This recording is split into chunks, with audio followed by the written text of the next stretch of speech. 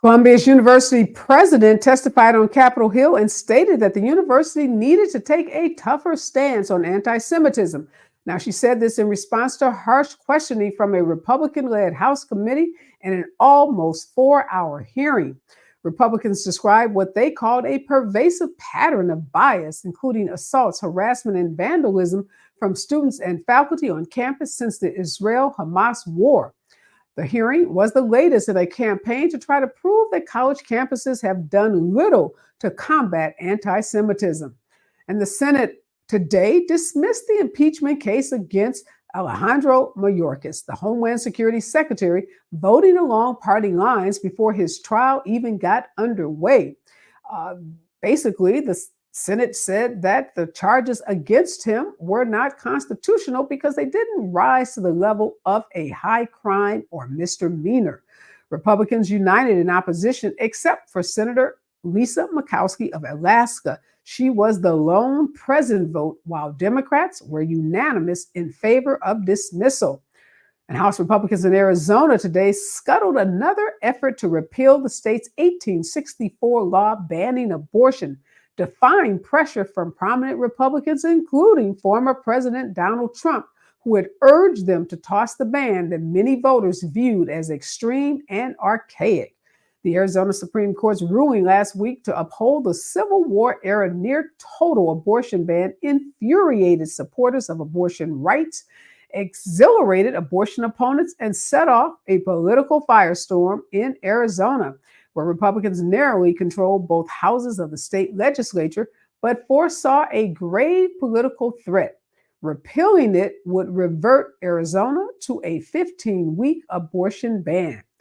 As Donald Trump goes on trial in the New York criminal case, other investigations and prosecutions in 5 crucial swing states are continuing to scrutinize the steps that he and his allies took in trying to circumvent the will of voters after the 2020 election. The chairman of the Nevada Republican Party has been indicted. So has the former chairman of the Georgia GOP. And in Michigan, a former co-chairwoman, that is, of the state party is also facing criminal charges. And a pill taken once a week, a shot administered at home once a month, even a jab given at a clinic every 6 months. Well, in the next 5 to 10 years, these options may be available to prevent or treat HIV instead of drugs that must be taken daily. Scientists are closing in on longer-acting alternatives, perhaps even a future in which HIV may require attention just twice a year. And former President Donald Trump today ripped the jury selection process for his historic New York criminal trial. Now, this is the day after the first 7 jurors were selected out of a pool of nearly 100 people. Posting about the hush money trial on its scheduled off day, Trump, who has repeatedly accused the judge in the case of being biased against him, who's also attacked the judge's daughter and the prosecutor relentlessly, Trump suggested incorrectly that this is so incredibly unbelievable, I can't even say it, but Trump suggested that he should be entitled to unlimited strikes of potential jurors in his criminal case. Now, I can tell you, without equivocation, no other criminal defendant in the history of our jury system has ever been given unlimited strikes. We're going to talk more about Donald Trump's outrageous statement on his social media and what we should all be looking for as this criminal trial proceeds. This is the news, and this is Areva Martin in real time, and I'm your host, Areva Martin. This is your one-stop destination for today's trending news, expert analysis, and my unfiltered opinions.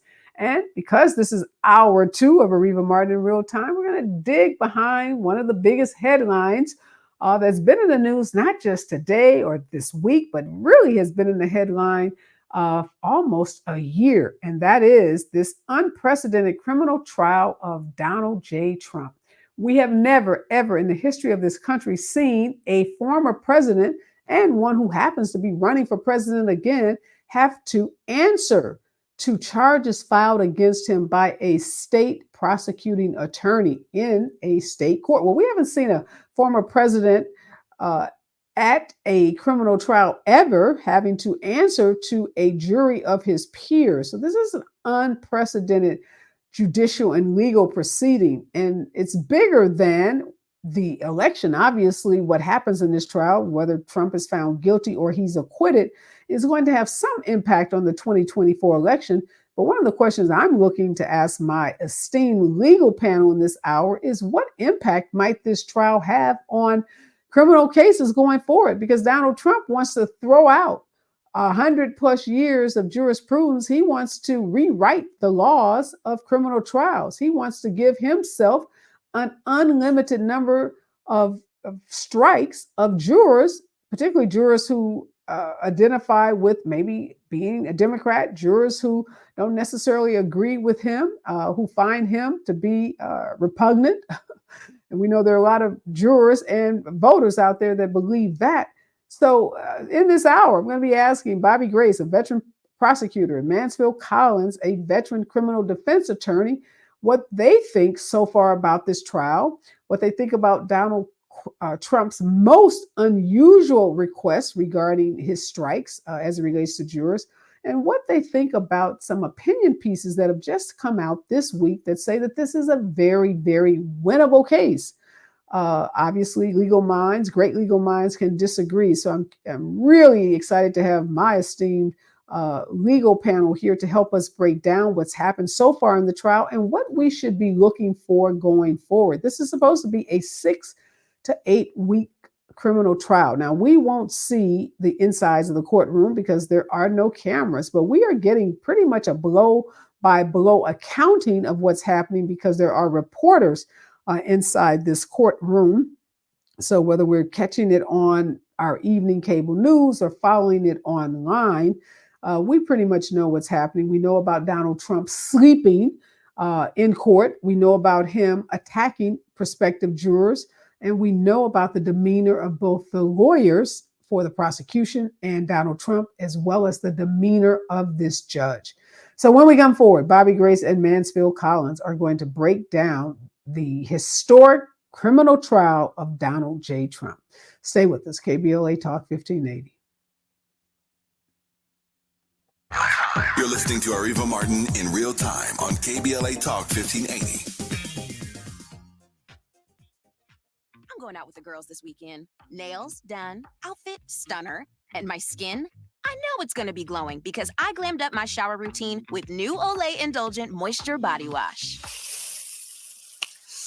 It smells so luxurious and moisturizes deep into my skin with its super rich, creamy lather that's bursting with vitamin B3.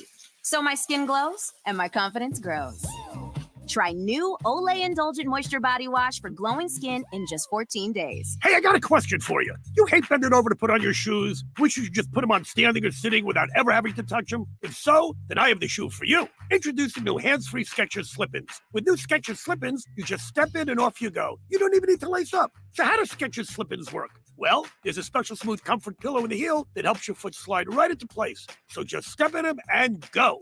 Find new hands-free Skechers Slip-ins for the whole family at a Skechers store, Skechers.com, or wherever stylish footwear is sold. The thing no one tells you about periods is that your flow changes every day, and so should your tampon size. Tampax has 5 absorbencies to match your changing flow. If it hurts to remove, go down a size. If it leaks, go up a size. Only Tampax has a leak guard braid to help give you up to 100% leak and odor-free protection. All-day comfort and protection for under $5 a month. Based on average U.S. consumer usage at manufacturer suggested price. However, pricing is at the sole discretion of the retailer. Excludes 8-count. KBLA Talk 1580. We've got a lot to talk about. KBLA Talk 1580, connecting you with services and solutions. Stay Housed LA has the resources you need to know your rights and the legal support to back them up. The COVID-19 pandemic has cost people their jobs and livelihoods. This has left an estimated 1/3 of households not being able to make rent and facing losing their homes. This is a fear no one in our community should have to face. You have rights, though, and Stay Housed LA is here to help. Stay Housed LA is a partnership between the County of Los Angeles, the City of Los Angeles, and local community and legal service providers. Together, they provide tenants with the information and support needed to exercise their rights so they can remain safely in their homes. Find out more about your rights by participating in a virtual tenant workshop. Get the legal assistance you need. Find additional resources in Los Angeles County and the City of Los Angeles. Stay connected to Stay Housed LA County for updates. This and more at stayhousedla.org. Stay connected to Stay Housed LA for updates. This and more at stayhousedla.org. That's stayhousedla.org. Or call their hotline at 213-694-0040. We've got your black with a community call to action from KBLA Talk 1580.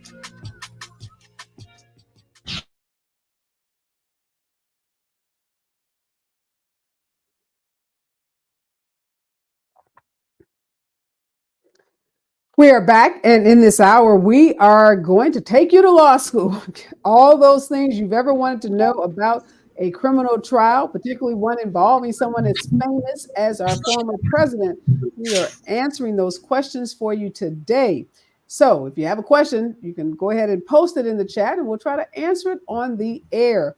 But I'm joined in this hour by veteran prosecutor Bobby Grace and veteran criminal defense attorney Mansfield Collins. And they, like so many of us in the legal profession, have been watching this unprecedented criminal trial of a former president who hopes to be our future president.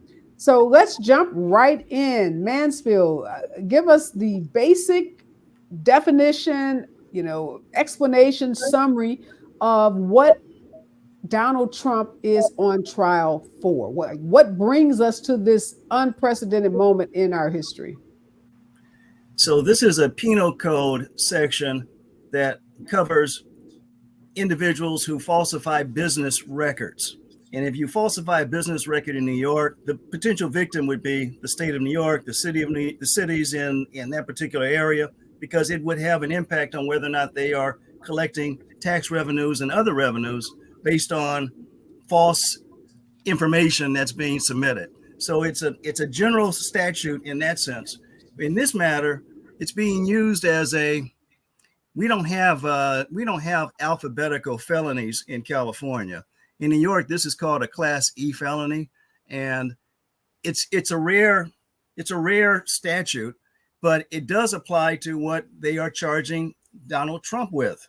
They are indicating that he developed a scheme with his attorney, Michael Cohen, and others to falsify payments that were to Stormy Daniels, a porn star at the time, for the explicit purpose of concealing that information, not only from the state of New York, but also concealing that information from the public at large. If the public had known that Donald Trump had paid a porn star on the eve of the election, the first election, it probably would have had a serious impact, and it may have resulted in Donald Trump not being elected the first time around. So help me understand this, Bobby. I understand what Mansfield said. He falsified business records to try to make a repayment to Michael Cohen look like he was paying Michael Cohen for doing legal services for him. So when you pay your lawyer for legal services, you need to indicate in your business records that you're paying a lawyer for legal services. If you're paying him back because he used his own money to pay off someone to keep quiet about a story, I'm not sure how you would maybe just characterize that as repayment of loan. So, would we be here today, Bobby, if Donald Trump had done that? If he had just in his business records written repayment of loan? No, we wouldn't, but he also may have been in greater jeopardy with respect to election rules. Because remember, Areva, this was all about whether or not he had tried to skirt both national and state election laws and providing the hush money payments. What ultimately the Manhattan DA did was charge him for this business violation, which was a Class A felony, as Mansfield brought out, and it made it cleaner in terms of being able to prosecute him under a very clear statute under New York law. The problem here is that, as you know, it's legal and it's political. So how many people are going to believe that this is a serious offense that should, one, warrant a felony conviction, and two, disqualify him to be president of the United States? Okay, great. Let me ask you this, Mansfield. There was talk last week about Donald Trump's team wanting there to be a jury instruction that would allow the jury to find that his conduct rose to the level of a misdemeanor and not a felony. So explain to us the difference. So if I'm on trial in the case of Donald Trump, or Donald Trump is on trial for falsifying these business records, how can it both be a felony and then potentially a misdemeanor? I don't think it can. In a felony, clearly you have to show that an individual has the specific intent to defraud. And so when you look at the facts and the charges of this case, there may be some people on one camp that say you can't establish the intent, but the majority of the people that look at this objectively are probably going to be able to conclude that he intended to conceal payments made to Stormy Daniels from the public prior to the November 4 election of 2018. Okay, Bobby, is this, when you falsify business records, is there an intent component? Like, can Donald Trump, and maybe the better way to ask this is, what defenses can he put forward? So the prosecution is going to bring on evidence to show these records, presumably, and to show that the records indicate repayment or payment for legal services. They're not going to say repayment of a loan, because you said that would get them in hot waters with regards to federal election law. But what's Donald Trump likely to do in terms of his defense in this case? Well, Areva, they've already previewed it. What they're saying is that Trump didn't know that this notation was made in the business record, that he just paid a professional to do that for him, that he runs a multi-million-dollar business, and he has no idea what's happening on a day-to-day basis with respect to notations that are made in his business records.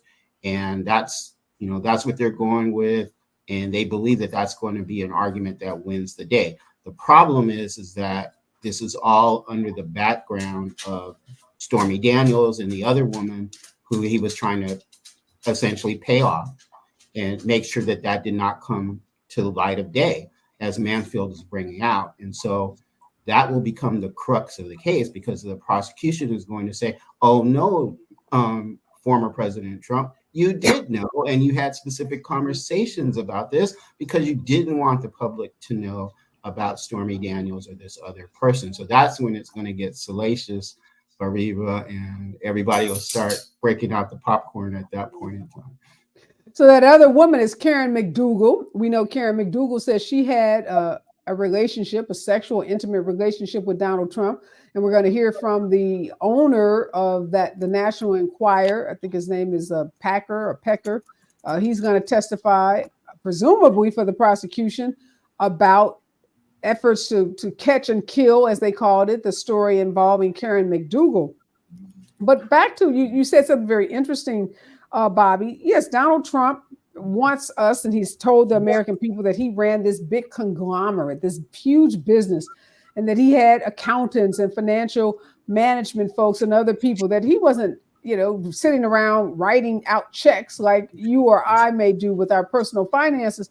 So does Donald Trump, in your opinion, Mansfield, have to take the witness stand to address this issue of what he knew or didn't know? Because we know the prosecution has Hope Hicks, who's a former advisor, who presumably is going to testify on behalf of the prosecution, that she was on phone calls when these conversations were happening and this plot was being hatched to pay Stormy Daniels off. We know Michael Cohen is going to say he definitely knew that Trump knew, because the two of them were talking about it and planning this. So how is Donald Trump going to counter and put forth the defense that Bobby just laid out about, oh, I didn't know what my accountant wrote or my financial person wrote? Well, see, now we have a whole history of Donald Trump's behavior, Donald Trump's modus operandi.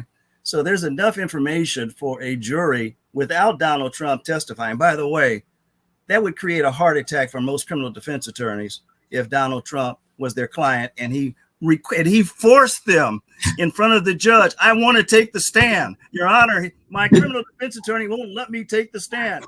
Some attorneys may have a heart attack right there in the courtroom. For the prosecution, that would be a field day. That would be their dream of all dreams to cross-examine Donald Trump. I think in the totality of circumstances, there's so much circumstantial evidence in the public, let alone what's going to be zeroed in the course of this trial. Anecdotally, there's a lot of public information in the public domain, but in the trial, there's going to be exhibit after exhibit, papers after papers, documents after documents. This is basically going to be proven by documents, not totally based on testimony by Michael Cohen or any individual. It's going to be a document-intensive case. So, Bobby, I'm going to ask you to put on your defense hat. I know you've spent most of your career as a prosecutor, but some cases defendants don't put on witnesses. They just try to make their case or try to establish reasonable doubt in the minds of jurors by cross-examining the witnesses put on by the prosecution. Mansfield just said a lawyer might have a heart attack if Donald Trump stands up and says he demands to testify. We saw he testified in the E. Jean Carroll case. That didn't go well for him. So maybe he's learned his lesson. But if you're defending Donald Trump, you've got this mountain of evidence. You got his former lawyer who's become his, biggest foe, who's going to say, yes, he knew, because we talked about it repeatedly. He was in on it. Maybe he'll even say he initiated it. You got Hope Hicks is going to say, I heard conversations where this was being talked about. What are you as the defense attorney going to do? Are you going to put on any witnesses? And if so, who would you like to call? And would you take the chance that heart attack and putting Donald Trump on the witness stand? Well, as Mansfield points out, it would be suicide for most legal experts to put Donald Trump on the stand. Now, Donald Trump is, in a way, he's his worst enemy, but he's also his best advocate, right? So the narrative here, not only Areva, is that I run this big company and I don't see everything that's going on, but two, I have all these people that are out to get me because I ran for president and now I lost. And wait a minute, Bobby, how much of that evidence is going to come in with this judge who's a pretty, by the book, hard-nosed stickler? Is he going to let the defense put on as a defense that this is motivated by politics? Is that going to be a viable defense that the judge is going to? They're going to try. And I do think the judge is going to have to let some of it in as it relates to some of the higher profile witnesses that we're talking about. Now, Mansfield is very correct that the documents are the way to go for the prosecution in terms of proving this and skirting the whole idea that this was political. But with respect to Cohen, with respect to other people in his offices, and probably law enforcement people, if they put on anybody that had anything to do with putting together the documents and things, the judge is going to have to allow some leeway with respect to this defense that this whole prosecution is political. The judge so far has been pretty tough. So I think that he's going to try to keep this to a minimum, but Trump is the wild card in all this, Areva. And, again, okay, but answer my question, Bobby. Who are you putting on any witnesses? And if so, who? If you are the defense attorney. I think that they're going to just rely on trying to cross-examine the people's witnesses and show that the prosecution hasn't proven its case beyond a reasonable doubt. There's no witness that they can bring out there that the prosecution isn't already calling, that they can bring in from outside. I think they believe that there are a couple witnesses from the Trump organization that are going to be called by the prosecution that they think that they can turn into defense witnesses, because they're going to get on the stand and say, yeah, it is true that Trump had X amount of money flowing through his company and he didn't. You see him every day. He's like running for president. He's on TV. He's got his own TV shows. How could you expect him to know everything that's going on with this company? So as in most cases, and Mansfield will agree with this, the defense can make a good case in any type of paper case, financial case, by turning the prosecution witnesses against So them. you're calling no witnesses. No. Oh, No. and so you're just going to rely on picking apart with withering cross-examinations of all of the prosecution's witnesses. That's your approach to defending this case. Exactly, because you don't have anybody that has come to light that we know about yet that's going to say that I'm to blame for this. Trump didn't have anything to do with it, and I had no idea about the hush money thing, and I wasn't directed by Trump to do that. All right. You've heard Bobby Grace tell us how he would defend Donald Trump. When we come forward, we're going to ask Mansfield Collins what his defense of Donald Trump would be. And is it likely to be a winner? Stay with us. KBLA Talk 1580. Time is the right time.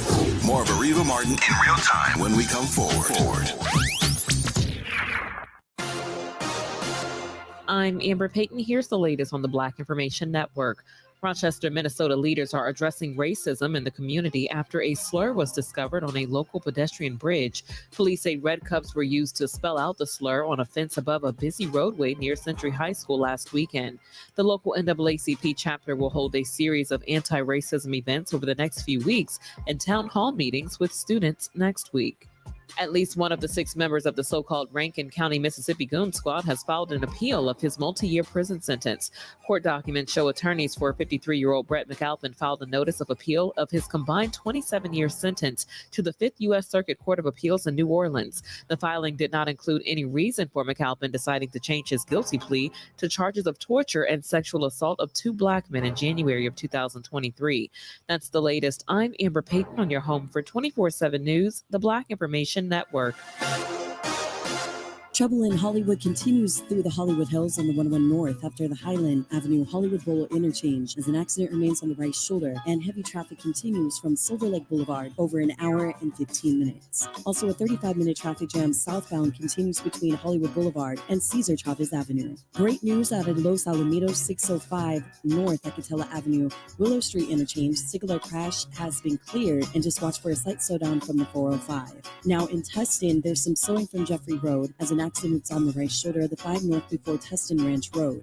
Also expect a 15-minute slowdown back in Irvine San Diego Freeway northbound between Highway 133 and Brookhurst. More than 100,000 people need an organ transplant, and one donor can save up to 8 lives and heal 75 more through cornea and tissue donation. Sign up to save a life as an organ, eye, and tissue donor at organdonor.gov. A message from the U.S. Department of Health and Human Services. This is the KBLA Sports Minute with Ray Richardson. NBA Commissioner Adam Silver told Toronto Raptors backup center Jonte Porter he is no longer welcome in the NBA. Silver gave a lifetime ban to the 2-year veteran for gambling. An investigation revealed that Porter bet on NBA games, gave confidential info to bettors, and limited his own participation in games for gambling purposes. Clippers forward Kawhi Leonard has been going through light workouts this week. His status for Saturday's playoff game against Dallas is still uncertain. Kawhi missed the last 8 games with a sore right knee. Kawhi, LeBron, and Anthony Davis have been selected to play for USA Basketball in the Summer Olympics in Paris. Clippers coach Ty Lue will be an assistant to Golden State head coach Steve Kerr. The U.S. men's team is going for its 5th straight gold medal. The Summer Olympics kicks off July 26. No debates, no speculation, just the info you need. That's your KBLA Sports Minute. I'm Ray Richardson. More news, opinions, and conversation when we come forward on KBLA Talk 1580. KBLA Talk 1580. We've got a lot to talk about. Hi, I'm Tavis Smiley. And I'm Captain Mayor Emma Sharif. You have no doubt been hearing promos and expert conversations on our various weekday shows and downloading details at KBLA1580.com about our climate justice campaign, which is now in full effect. The city of Compton is pleased to partner with KBLA Talk 1580 to celebrate Earth Day 2024 as we serve, share, and help our city shine. And KBLA Talk 1580 is just as excited to join the city of Compton as we broadcast live drive and bring our KBLA delegation with us to help clean and beautify our community, and you are invited to join us. Come meet us on Saturday, April the 20th from 9 a.m. to 11 a.m. at 212 West Cypress Street in Compton as we fan out to clean up our city. The first 50 KBLA listeners to hit our website at KBLA1580.com will receive a free KBLA tee when you join us on Saturday morning, April 20th from 9 a.m. to 11 a.m. at 212 West Cypress Street in Compton. Now, no show, no shirt, but sign up at KBLA1580.com right now to help us clean up Compton as part of Earth Day 2024. We will see you on Saturday, April the 20th, 9 a.m. to 11 a.m. at 212 West Cypress Street in the city of Compton to do our part for Earth Day 2024. We are KBLA Talk 1580, caring about the climate, caring about the community, cleaning up Compton.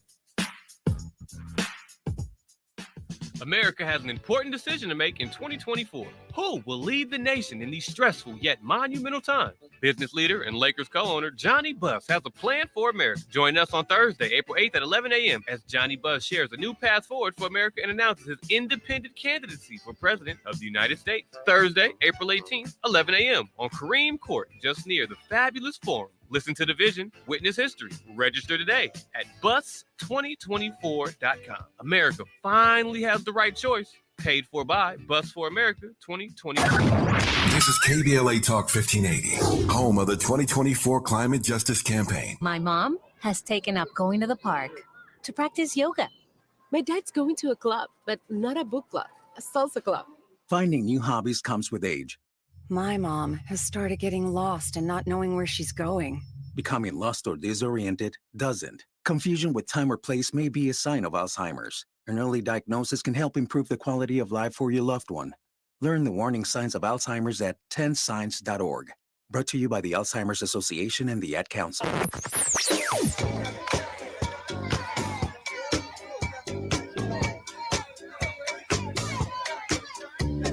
This is KBLA Talk 1580. Talk radio.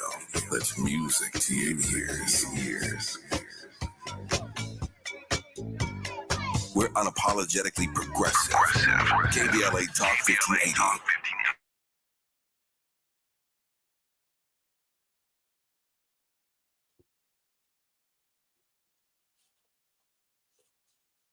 We are back, and Bobby Grace and Mansfield Collins are both here. These are legal experts extraordinaire, and they're taking us to law school today, giving us everything we need to know about what's happening in this unprecedented criminal trial of a former president happening in Manhattan. And since we're talking about Manhattan, on Tuesday after Trump left the courthouse, Mansfield, he went up to Harlem. That is, he went to Bodega, which is like basically a little corner store in Harlem, of all places. And he was seen taking pictures with a group of uniformed New York police officers. This is typical of most criminal defendants, but he's out shaking hands and some say trying to curry favor, I guess, with Black and Latino potential jurors that may come from Harlem. Again, trying to get the sympathy of those who were critical a couple years ago of Alvin Bragg over a charge involving a store owner who got into an altercation with one of his customers. But, talk to us about how unusual Trump's conduct is, from visiting Harlem to posting on social media attacks against Alvin Bragg, and then from even suggesting that he should have unlimited strikes of jurors in this case. Only in a world gone mad is this even possible, Areva. The reason that I think he's going to associate himself with law enforcement and law and order is that has been a traditional avenue for high-profile politicians to use to try to divert attention from their own particular case, and not just to curry favor, but to also signal to a jury, I'm loved by law enforcement, so how can you convict me of anything? I don't think it's going to work in this situation. You asked what kind of defense I would put on. Well, wait, now, I'll get to that. Hold on a second. I want you to address this question where Donald Trump has said he should have unlimited strikes. So explain to us, remember, this is our little law school class. Explain to viewers and listeners how many strikes of jurors each side gets in a trial and how unusual this request is from Donald Trump. Well, in actuality, he does have unlimited strikes when it's for cause, but it's very difficult for him to establish cause for having a juror removed. He has 10 peremptory challenges where he doesn't have to indicate any basis for removing a juror, and the prosecution has 10 peremptory challenges. But in theory, he has an unlimited amount of challenges he can use based on cause. It's just that cause removals are very hard to establish unless someone clearly just demands not to be able to testify, not to be able to rule on this case in an objective manner, and they just give some outlandish reasons why they don't want to be a part of the trial. Yeah, he didn't make that distinction. Now, obviously, he's not a lawyer, so he didn't make the distinction between peremptory strikes and cause strikes. And I don't think that he was talking about cause strikes. I just think that he should be entitled to unlimited strikes of potential jurors in his criminal case for whatever reason. In his little small brain decides that the person shouldn't be on the jury, which could be devastating, obviously, to our criminal justice system. I'm going to let you get back to what your defense would be. But before we do that, I want to ask you this, Bobby. Some experts are saying this has a lot to do about nothing. And it's not that serious of a case for Donald Trump because as a matter of legal jeopardy, he'd be a first-time nonviolent offender.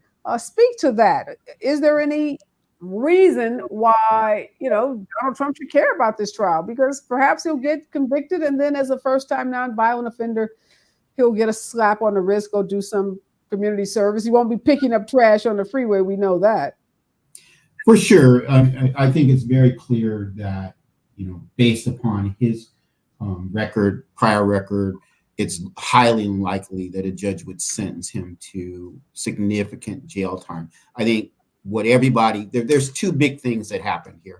We talked about before on other programs, on your program, were they even going to be able to get a prosecution going against him?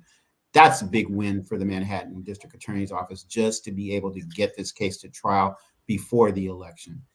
Two, it brings back up all of the issues that were regarding the hush money payments, Stormy Daniels, the other woman, and calls into question, if somebody like that does this, is he fit to be president of the United States? And as Mansfield pointed out earlier, had the public known this in 2016, would they have voted for him? Now, we know that the electorate is polarized. Half the people vote Republican, half the people vote Democrat, and many others don't vote at all. But, this, from a legal standpoint, to hold Donald Trump accountable for anything in a courtroom, I think is a significant win and sets the stage further that, yes, he can be prosecuted, and yes, he can, for the more serious cases that he faces down the road. So we know 7 jurors, Mansfield, have already been selected. We know hundreds of folks have been screened. The voir dire process voir dire meaning the questioning of jurors is expected to wrap up maybe by the end of this week, definitely by the beginning of next week. What kind of jurors, again, put yourself in that courtroom, what kind of jurors are both the defense looking for and the prosecution?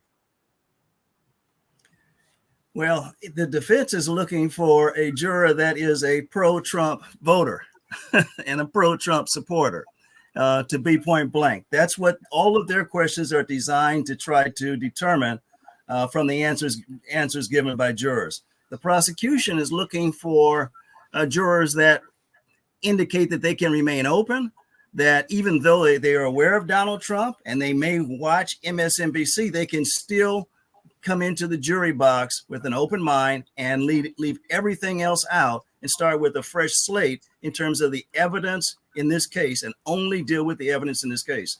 So the interesting thing here is that Donald Trump finds himself in a city in which he at one time called himself the king of Manhattan. And now he's afraid to go to trial in a city that he once claimed that he was the king of, because of the demographic changes in Manhattan. So, Bobby, one thing that everyone's going to get very familiar with is the term beyond reasonable doubt. Because in a criminal case, in order to get a conviction, a guilty conviction, you've got to have unanimous votes by those 12 jurors that the evidence as presented, the law as applied to that evidence, the jurors find that beyond a reasonable doubt this person has committed this crime. What is that standard? And what do we need to know about that standard in terms of how difficult it is or not difficult to reach in any case, and particularly in a case like this involving the falsification of records? Well, as you know, Areva, the beyond a reasonable doubt standard is the highest standard in a trial. We have lesser standards for civil proceedings, and in some cases, you don't have to have unanimous verdicts. But in a criminal trial, you have to have both a unanimous verdict and you have to have the standard of called beyond a reasonable doubt. Now, for time immemorial, people have been trying to define what is beyond a reasonable doubt. And there are laws that says that you can't really quantify it and say, well, it's 90%, 70%. But for the general public, is you have to be certain of this person's guilt. And it used to say to a moral certainty. And so whatever that necessarily means, it's a pretty high burden, and it's the prosecution's burden. So the prosecution has to convince all 12 jurors that this person is fairly certainly, if we have to like boil it down, fairly certain that this person is guilty of the crimes charged. The key point here, and I think Mansfield brought this up, is that there are very specific charges here that the prosecution has to prove. They're going to try to do that by document some witnesses. They have to prove that he intended to hide the true nature of his notation as to what was actual nature of the payment here. And so they got to find jurors who are willing to follow the law. If they find jurors who are willing to follow the law, he should be convicted because it's pretty clear he did violate the law. Well, we know Michael Cohen, his former fixer, who has been at the center of this, has been convicted himself on some tax charges.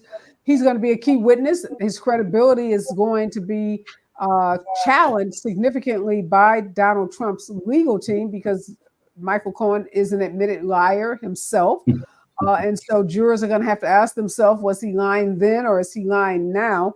When we come forward, Mansfield, you get to tell us what your defense would be in this case. And we're going to talk about that one juror, just takes one, that may do what's called hang the jury. What does hanging the jury mean? And what might that mean for this case beyond this 6 or 8 week trial? Stay with us, KBLA Talk 1580.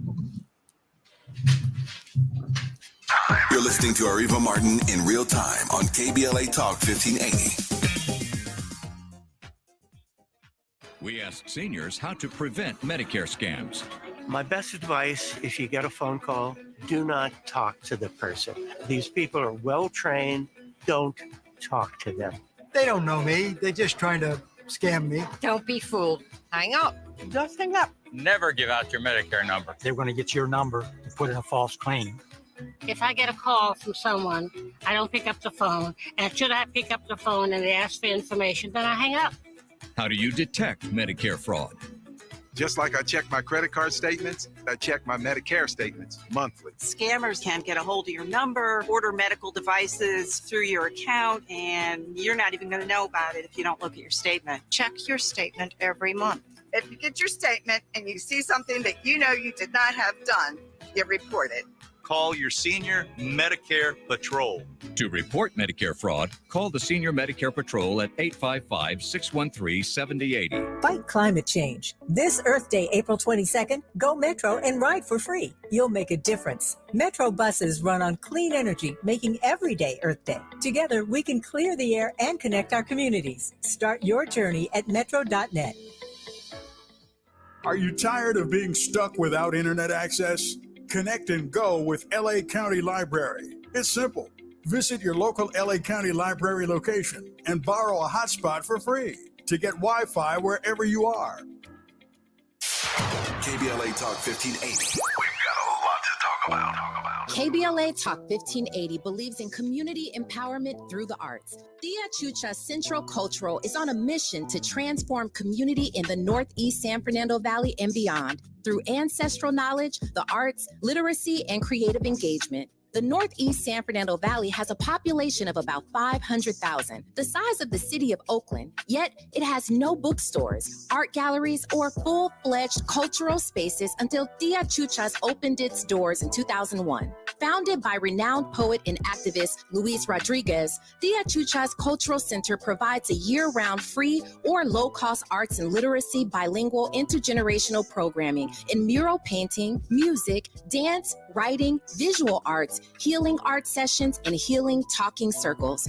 Activities also include Mexica, Aztec dance, indigenous cosmology, philosophy, and 2 weekly open mic nights, one in Spanish, the other in English. In addition, they host author readings, film screenings, and art exhibits. To express yourself, heal yourself, attend an event, or volunteer, please visit www.tiachucha.org. That's TIACHUCHA.org.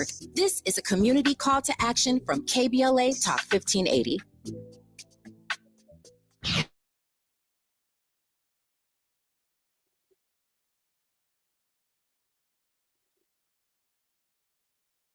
We're back, and veteran prosecutor Bobby Grace and veteran criminal defense attorney Mansfield Collins are here, and we're talking about the anatomy of a trial against Donald Trump, because this is not like any other criminal trial. You have the defendant, i.e. Donald Trump, out criticizing the judge, his daughter, the prosecutor, going up to Harlem trying to curry favor with potential jurors, and engaged in basically many rallies throughout this trial.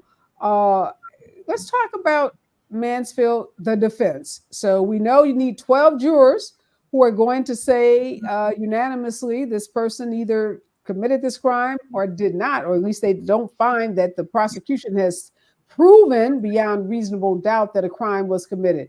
So if you're the defense attorney, you're representing Donald Trump. Hopefully you've been paid lately. You're motivated. You know your stuff. You're going to be on your A game. What is your defense going to be? Well, I thought about it during the break. Typically in a criminal defense trial, you are looking at the individual's character. So, character testimony is always admissible in a criminal trial. The only problem here is that his character and integrity has been thrown under the bus so many times by his own actions and his own words that I'm not sure he can argue that he has good character. Generally, in a situation like this, you may want to blame your attorney.